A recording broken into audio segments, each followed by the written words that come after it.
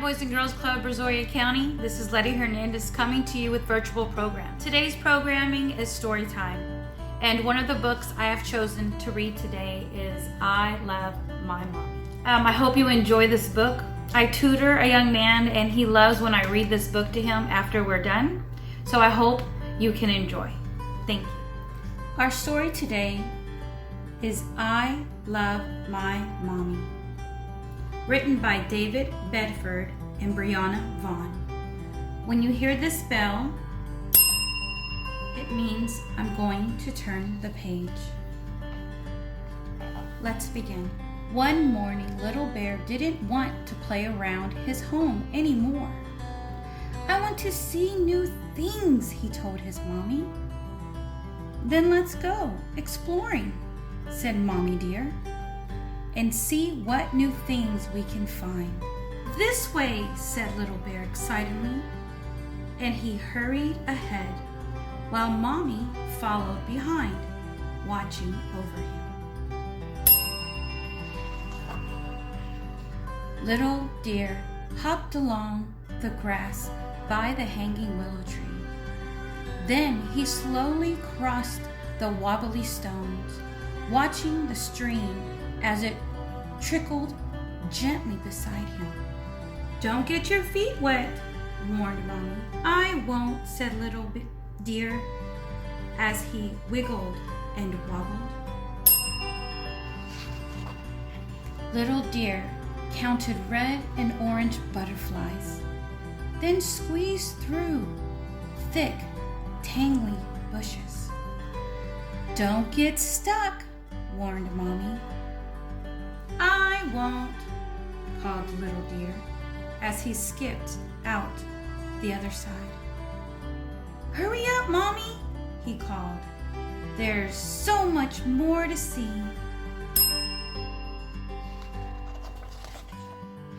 Look, said Little Deer. A hill goes up to the clouds. It is too high, said Mommy. It's not too high for me, said Little Deer, panting as he climbed step by step all the way to the top. I can see forever, cried Little Deer, standing tall on his tippy toes. His mommy stood close beside him, but Little Deer was beginning to wobble again. And suddenly, whee! Cried Little Deer as he skipped and slid, landing with a swoosh in a pile full of fallen leaves. Are you okay, Little Deer? Asked his mommy. Yes, giggled Little Deer, I am. Little Deer sat in the meadow with his mommy, watching the bees buzzing in the warm sun. Suddenly, Little Deer sat up. Mommy, he asked, which way is home? He looked around him. I am lost. Mommy Deer nuzzled Little Deer's nose. We'll soon find our way back, she said, soothingly. We just have to remember how we got here. Little Deer thought and thought. At last, he began to remember.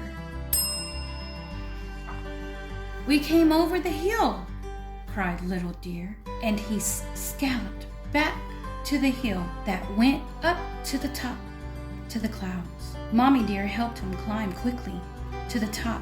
Where? Yippee! Cried Little Deer. I can see the way from here. Little Deer and his mommy skipped down the other side of the hill to find what came next.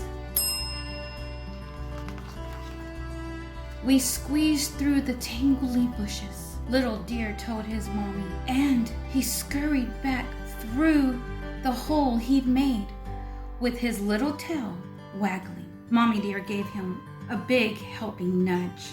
Which way now? Said Little Deer. When they were on the other side, Little Deer saw the red and orange butterflies and heard the trickling sound of a stream. The wobbly stone, cheered Little Deer as he hurried across the stream. Don't get your feet wet, Mommy, he warned. I won't, laughed Mommy Deer. But who's going to be home first? Little Deer knew the way from here. He ran as fast as his little legs could take him, along the grass by the willowy tree, until, I'm home first, said Little Deer, and he jumped and jumped all around his little yard.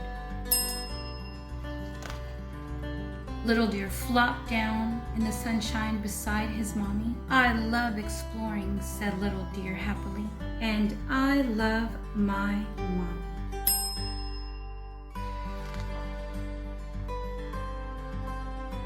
I love exploring, and I love my mommy. So, Boys and Girls Club, what did you think of our story? Wasn't it just beautiful? My responsibility now is to ask you some open-ended questions. My first question to you is, if you were an animal, which animal would you be and why? My second question would be, if you could go on an adventure, where would you go and who would you take? And third, I want to ask you to say thank you to those who are special, who take the time to teach and show you new things. Appreciate those around you. I want to remind you to be kind, safe, and a leader. Goodbye, boys and girls.